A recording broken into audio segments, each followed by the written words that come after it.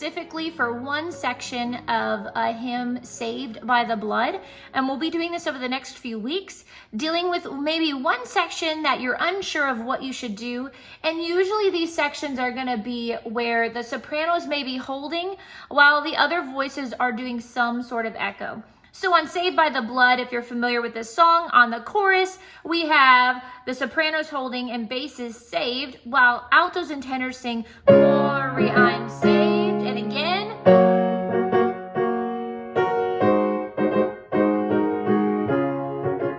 and then they do it again. So let's give you some quick tips of how to fill this in. First one is going to be just a basic one. Let's do a scale.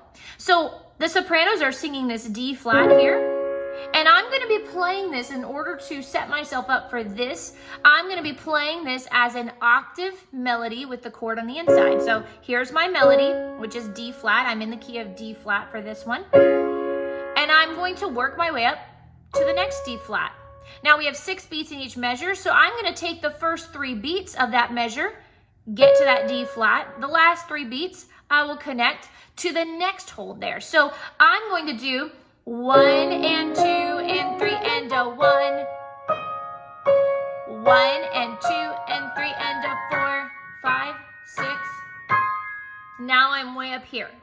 And then I'll jump back down, but it's going to give me this opportunity to move up the piano.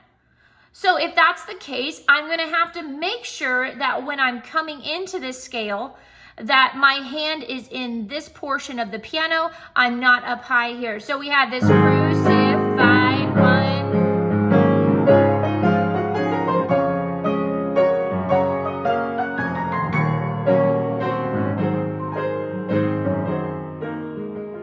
So that's fill in number 1. Let's go to number 2. Now we're going to do a similar idea, a little bit more complicated. I have taught this pattern before in a previous video, and we're going to do a kind of a little lick to get us to a part of the chord. So I'm really not going to stay on this melody line. I'm not going to focus on landing on this melody line. I'm going to focus on starting the measure on the melody, but then ending on a harmony. So what do I mean by that? So let's think of it more as chords and not as melody. So we're starting on the downbeat with this saved, and then I'm gonna take the lick where we play whatever the chord is. Here's my chord. We play the 5, the 6, 1, 2, half step up, 3. It's a great pattern for this style of song. Now I'm going to do it as an octave. 5, 6, 1, 2, half step up, 3.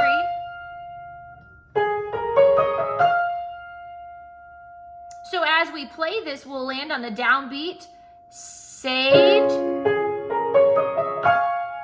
And now I'm on a harmony for the last 3 beats of this measure. I'm going to work my way down to the melody, again, landing on beat 1 on the melody, and then the same thing now for the key, the chord, the G flat chord, and I'm already on it. Okay. All right, let's put that in context. So now we have crucified one.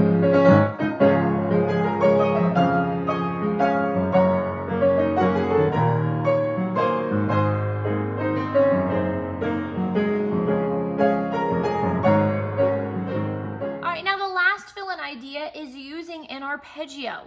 So I'm going to be landing on my melody on beat 1 and then continuing with an arpeggio. Now we have 6 beats, but I'm going to take the first 3 beats to do the arpeggio. So let's put this into context.